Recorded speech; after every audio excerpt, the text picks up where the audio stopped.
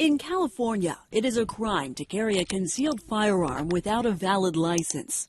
Under state law, county sheriffs have the authority to issue a concealed carry weapons license, or CCW, to any qualified resident, assuming they meet the requirements. The laws are very clear. According to California's state statute, the sheriff of a county may issue a concealed carry weapons license to applicants who pass a background check and show proof of the following: good moral character, be a resident of the county, has completed a course of training, but they no longer have to demonstrate good cause.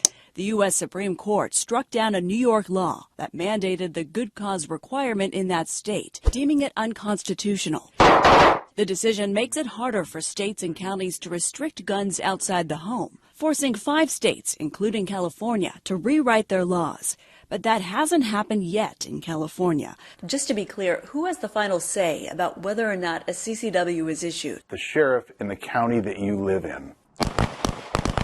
In San Mateo County, concealed carry permits are issued by Sheriff Carlos Bolanos, who just lost re-election in June. He's been the top law enforcement officer in the county for nearly 6 years, since 2016. The majority of people who applied for a license under Sheriff Bolanos don't get one. Roughly a quarter of applicants do. San Mateo County resident David Lippin is a 25-year veteran disaster response worker. He applied for a license after being threatened by looters while responding to natural disasters like the 2018 Camp Fire. The application was denied. Why do you think that is? I didn't get a reason. They just said no. How many references did you have? I had about half a dozen references, police officers, sheriffs, deputies. Bolanos told us Lippin lacked good cause. Lippin also wasn't a campaign donor.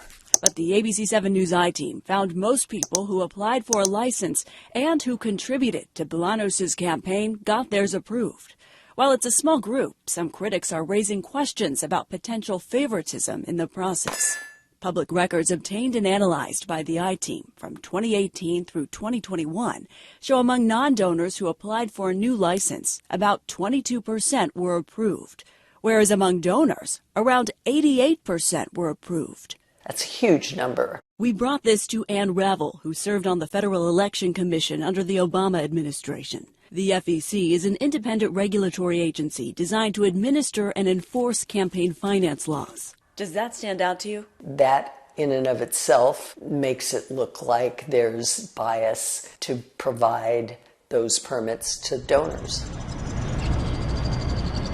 Several people working inside the San Mateo County Sheriff's Office told the ABC 7 News I-team they felt pressured by Sheriff Bolanos and other high-ranking staff to issue concealed carry weapons licenses to people who were friends or donors to his campaign.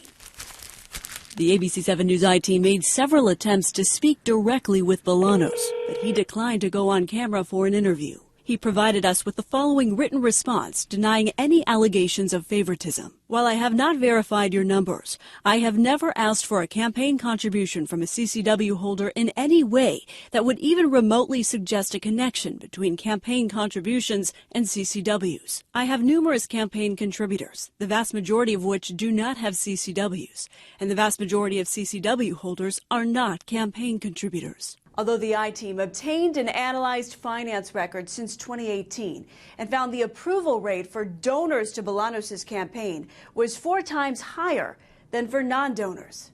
That, I think, is a problem when the statistics are so extreme. We spoke to 4 senior law enforcement sources who believe some of these requests received preferential treatment. These are direct quotes from our sources, re-recorded in another voice at their request. There's a 2-tiered system. We've seen cases where average, everyday citizens get denied, while those who are wealthy with connections to the sheriff get special treatment.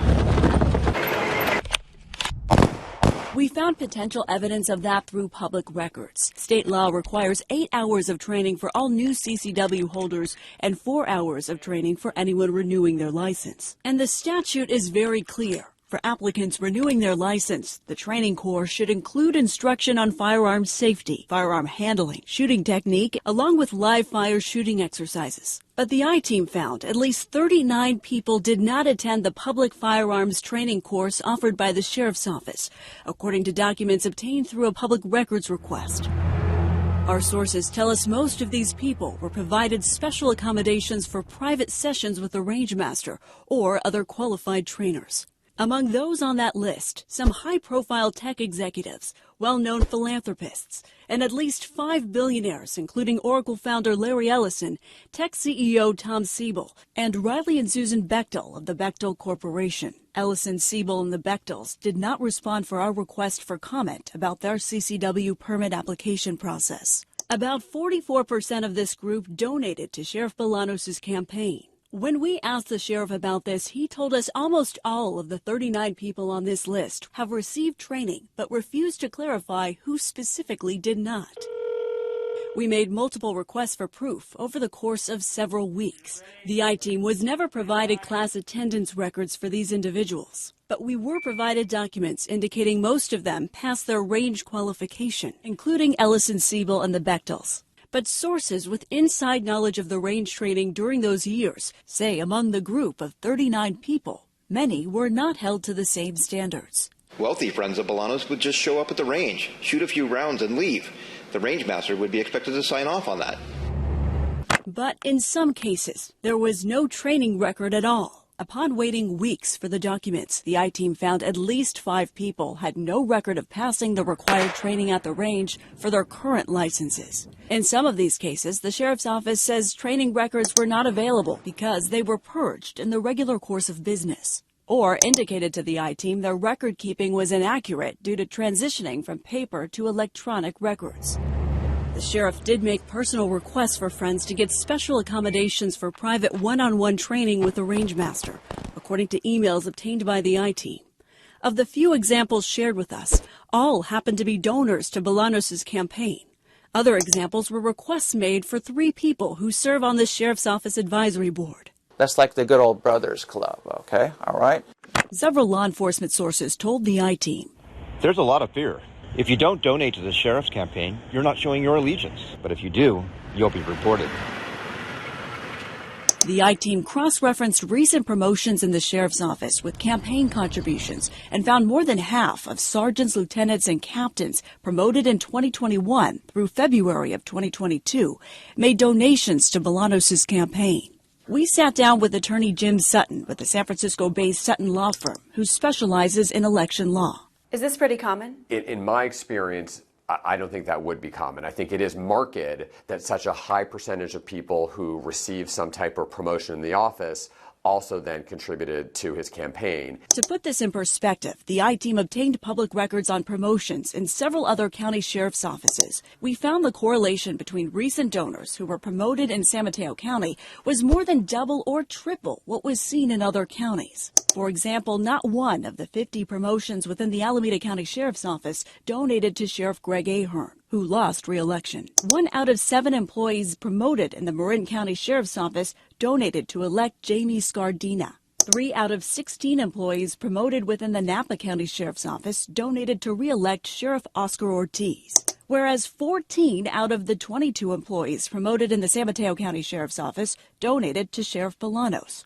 Most were promoted following their donation. Bolanos denies the allegations employees were promoted based on donations, saying, quote, "That is absolutely untrue. I promote people based on their placement on the civil service list and their general performance." Bolanos will be replaced by Sheriff-elect Christina Corpus, who vows to be different.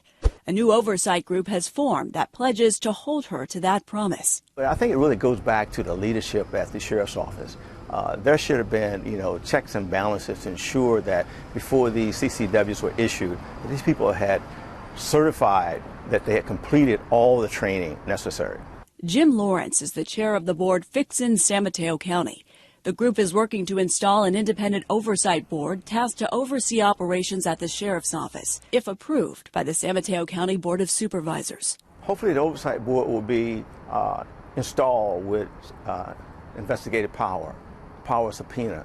So therefore, we'll be able to assess documents, training manuals, even the Inspector General will be able to look at human resources documents. Lawrence says more oversight means bring the community trust of the Sheriff's Office back to where it should be.